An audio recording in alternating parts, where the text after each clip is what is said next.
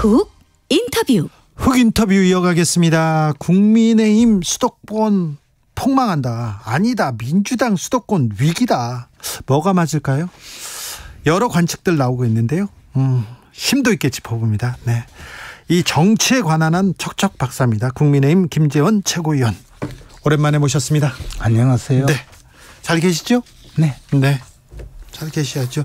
일본 오염수 방류 먼저 물어봐야 되는데 이 부분에 대해서도 조회가 깊습니다. 어떻게 보셨어요? 제가 그 동일본 원전에 직접 다녀왔죠. 견학도 가셨어요? 제가 그 국회 에너지 특위위원장이었거든요. 네. 그래서 현장 가서 오염수 그 보관 실태라든가 네. 또 뭐 그 내부에서 현장에 가면 전부 다 이렇게 그 계기를 차고 네.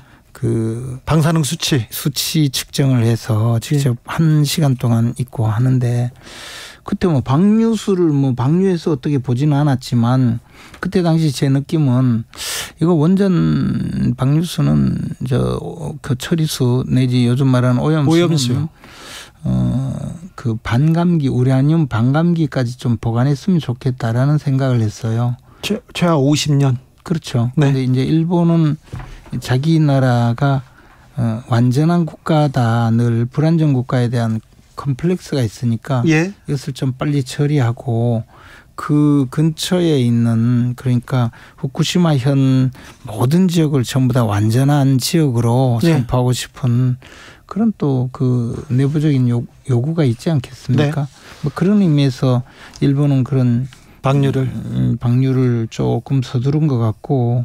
우리 정부의 대응, 우리 국민들은 우려하잖아요. 안전 이거 괜찮을 것까 걱정할 수 있지 않습니까? 그 부분에 대해서는 가장 그 과학적이고 객관적이고 그리고 국제적으로 공인을 얻은 국제 원자력 기구가 안전하다라고 하는 것이 가장 그 공정한 그 판단이죠. 그래서 저는 그 판단을 믿습니다. 판단을 믿는데 국민들이 우려할 수 있지 않습니까? 어민들 걱정할 수 있고요. 그런데 당연하죠. 왜 우리 정부는 왜 일본 편만 들까요? 그렇게 생각하는 사람들 많습니다. 아니요, 저는 우리 정부가 일본 편을 든다고 생각하지 않고 예. 국민들이 너무 걱정하지 마라. 걱정하지 마라. 그리고 이게 과거 광우병 괴담이나 이런 데 휩쓸리지 마라.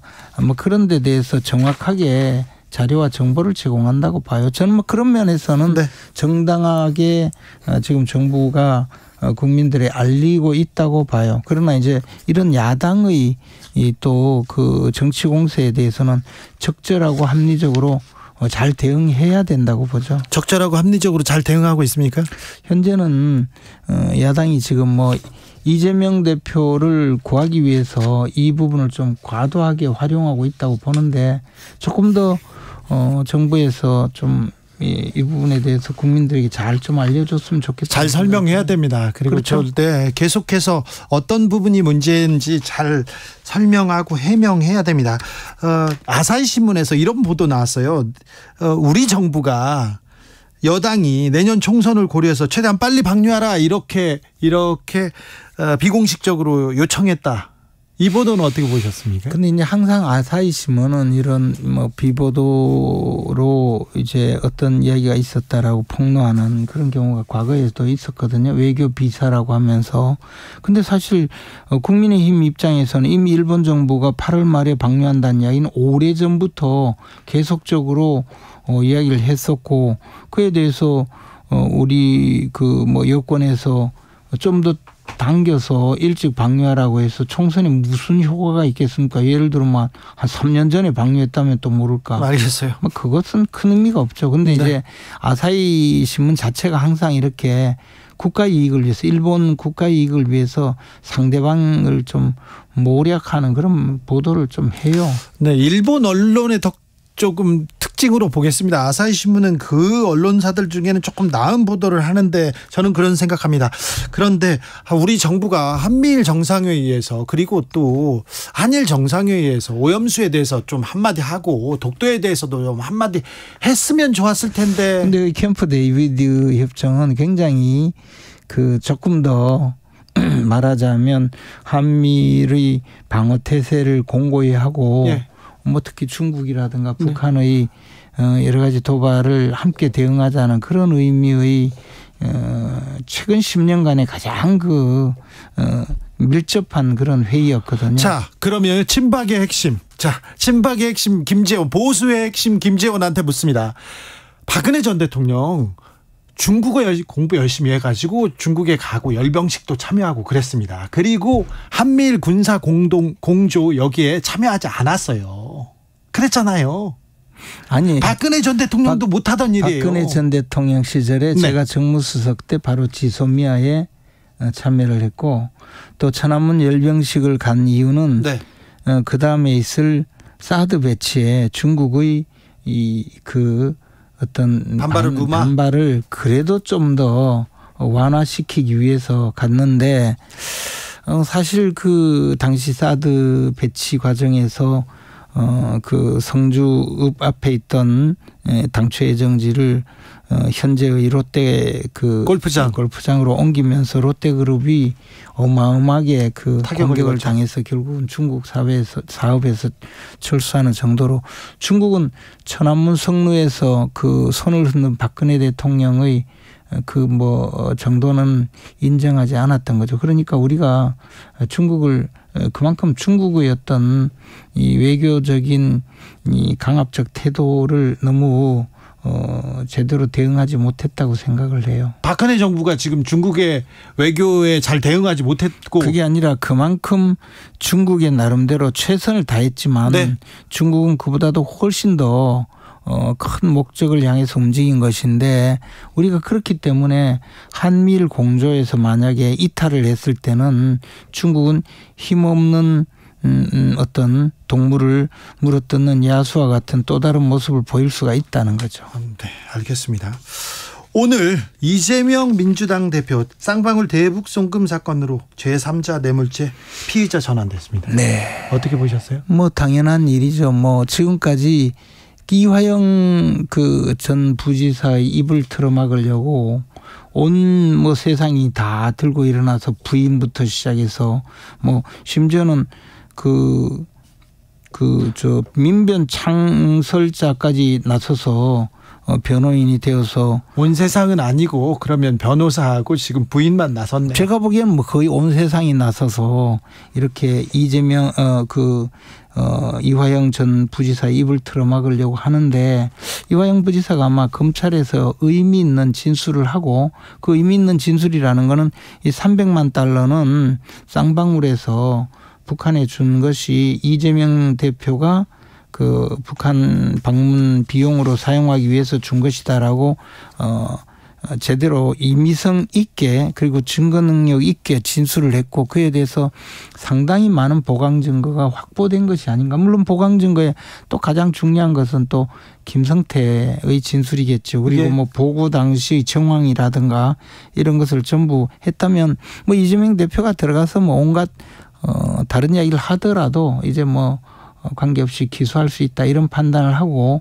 피의자로 전환을 했다고 봅니다. 아마 이재명 대표의 조사 없이도 구속영장을 청구할 수 있다. 또는 이화영 부지사가 법정에 나와서 굳이 공개 진술을 하지 않아도 이제는 증거관계가 확보되었다. 이런 판단이 아닌가 생각합니다.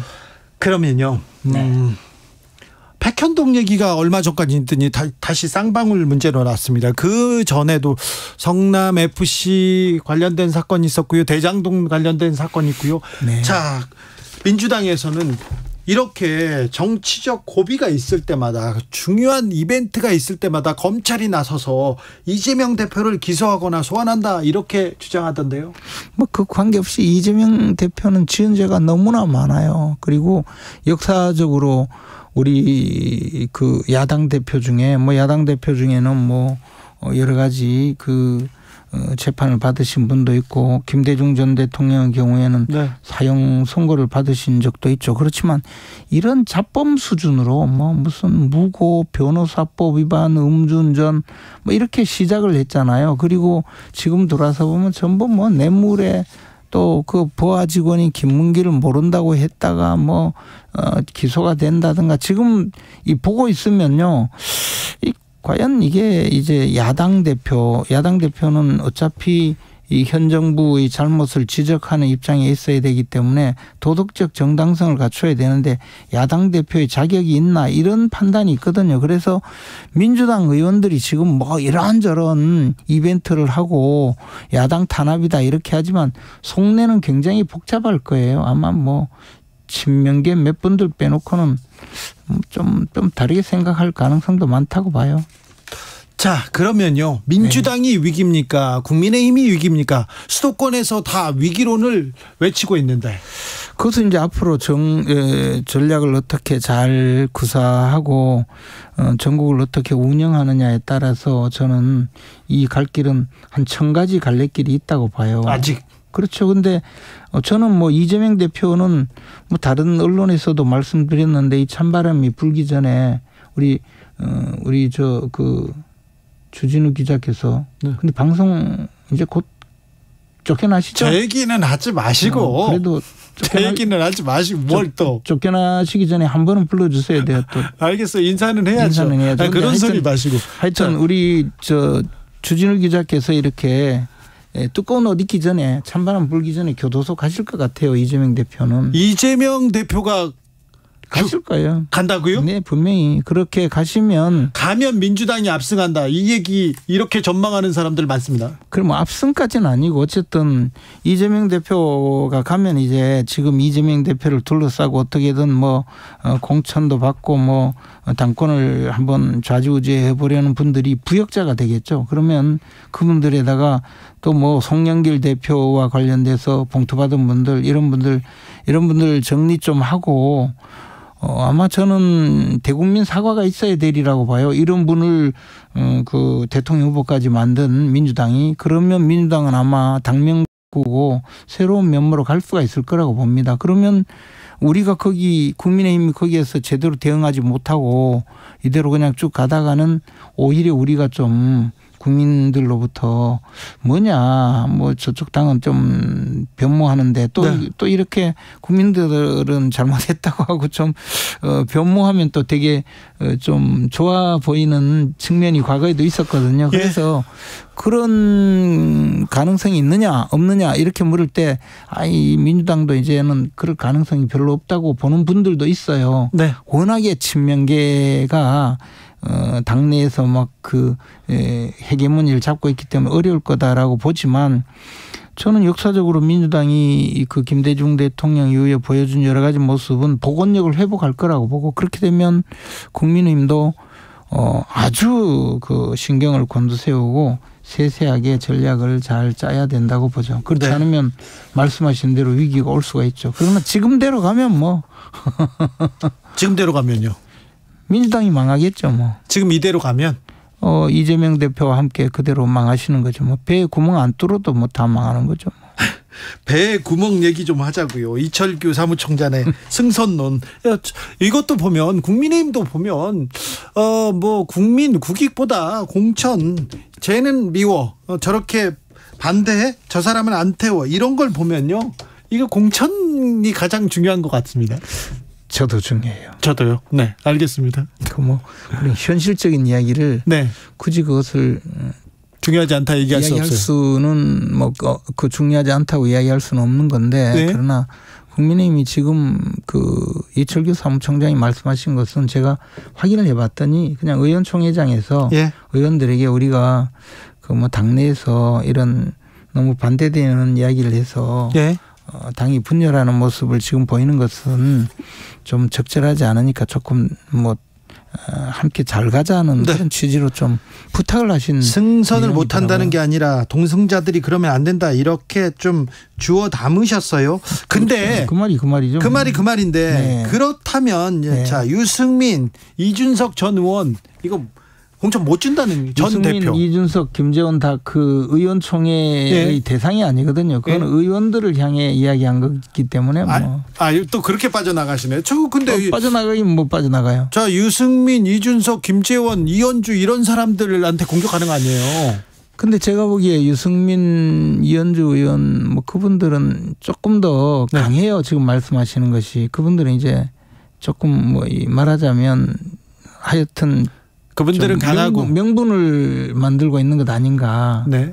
스스로가 이제 당을 떠날 경우에 명분을 만들고 있지 않나. 그리고 뭐 이준석 대표께서도 뭐 비슷하게 지금 아직까지 좀 명분을 좀 쌓고 있지 않는가 그런 생각이 들어요. 자, 김재원 최고위원하고는 결이 다르네요. 그럼. 저는 지금 전혀 달라요. 네. 그렇죠. 그렇죠. 국민의힘 최고위원으로서 네, 당 승리를 위해서 제가 뭐 최고위원 뭐 얼마 할지는 모르겠지만. 네. 자, 누가 오래 하는지 보자고요. 자, 그럼 이준석 전 아니에요. 제가 보니까 며칠 내에 네. 이준석 전 대표는 그러면 신당 창당으로 가겠네요, 결국. 이준석 대표는 잘 모르겠는데 이현주 의원님하고 예. 유승민 전 대표가 말씀하시는 걸 잘 보면 결이 많이 달라요. 예. 이준석 대표는 이제 뭐 반란군 이야기하는데 네. 사실 지금은 반란군이라고 하면 이준석 대표가 자꾸 반란군 행세를 하고 있는 것 아닌가 그런 생각이 들어요. 아, 그렇습니까? 아니 그렇잖아요. 네. 반란군이라는 건 정부군에 대항하면 반란군이지. 네. 그렇잖아요. 네. 이기면 관군이 되잖아요. 그렇죠. 알겠습니다. 반란군은 이준석 전 대표를 본다. 네. 자, 그리고 총선에 천갈래 길이 있다고 했는데 또 어떤 변수가 있을까요? 글쎄요, 저는 이제 우리가 21대 총선 그러니까 2020년도 당시에 국민의힘이 그만큼 질 가능성이 많지 않았는데 네. 김영호 공천관리위원장과 김세연 의원이 예. 이 당을 쑥밭으로 만들고 보수를 완전히 괴멸시켰다고 보거든요. 그런 류의 공천은 하면 안 되죠. 아, 공천이 중요하죠. 공천도 굉장히 중요하고 국민들에게 비교적 객관적이고 공정하고 투명한 공천 룰을 사전에 공개하고 그 공천 룰을 가능한 방식으로 가능하면 최대한 지켜가는 것. 네. 그것이 이제 유권자로 하여금 당선 시킬 수 있도록 그 에너지를 부여하게 되는데 어느 날 듣도 보도 못한 사람을 자꾸 보내는 그런 방식의 공천은 굉장히 패배의 방식이라고 봐요. 그것은 우리 당뿐만 아니라 민주당이 아마 더 심해지지 않을까. 그것은 이제 친명 부역자를 쫓아내고 벌어질 그런 공천 학살 또는 이재명 대표가 정말 끈질기게 남아서 옥중 공천을 하는 그런 정말 듣도 보도 못한 사태 이런 일이 벌어진다면 뭐 어느 쪽이든 망하는 거죠. 그렇습니까? 네. 김남국 의원은 어떻게 될 것 같습니까? 그분이 이제 내년에 출마하지 않겠다고 말한 것은 예. 임기를 지키겠다고 지금 이야기하고 있잖아요. 아니 저 황보승희 의원도 뭐 개인적인 추문이지만 불출마하고 임기 지키고 있잖아요. 얼마 전에 관용차 사건도 또 나왔잖아요. 황보승희 의원님과 김남국 의원은 차원이 다르죠. 황보승희 의원이 공무 수행에 어떤 뭐 잘못을 저지르는 것을 특별히 본 적은 없지만 김남국 의원이 근무 중에 그 여러 가지 재테크 행위를 한 것은 수없이 드러났잖아요. 불출마하고 그리고 나머지 임기 동안은 지역민을 위해서 봉사하겠다 이런 얘기를 했지 않습니까? 그걸로 부족합니까? 그런 봉사는 원하지 않을 것 같아요. 그리고 김남국 의원이 드러나지 않는 것이 지역 주민에게 조금이라도 도움이 되지 않을까. 지역 주민들이 그런 분을 보면 그동안 보여준 그 위선적이고 이중적인 성격 그리고 마구 해대는 그 막말과 그런 기괴한 행동들이 얼마나 힘들겠어요. 그래서 국민들에게는 빨리 사퇴하는 것이 훨씬 더 도움이 된다고 보죠. 김재원 최고위원이 보낸 이동관을 왜 지금 이렇게 기용했을까요?